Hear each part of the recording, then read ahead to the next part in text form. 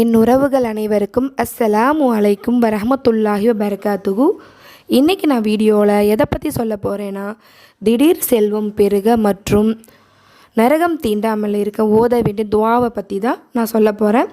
அதுக்கு முன்னாடி நம்ம இஸ்லாமிக் கிட்ஸ் சேனலை லைக் பண்ணுங்கள், ஷேர் பண்ணுங்கள், சப்ஸ்கிரைப் பண்ணுங்கள், மறக்காமல் பெல் ஐக்கானை கிளிக் பண்ணுங்கள், சப்போர்ட் பண்ணுங்கள்.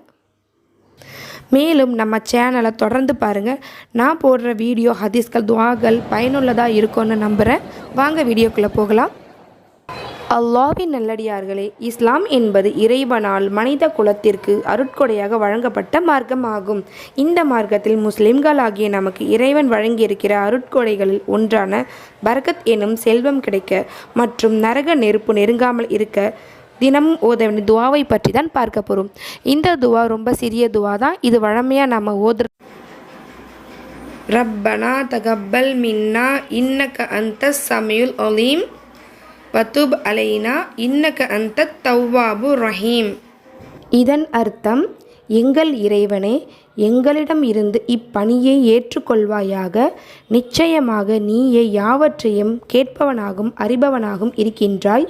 எங்களை கருணையுடன் நோக்கி எங்கள் பிழைகளை மன்னிப்பாயாக. நிச்சயமாக நீயே மிக்க மன்னிப்போனும் அளவில்லா அன்புடையவனாகவும் இருக்கின்றாய். ஆதாரம் அல் குர்ஆன் 2:127 மற்றும் 128. இந்த உலகில் செல்வம் இனிமையானதாகும்.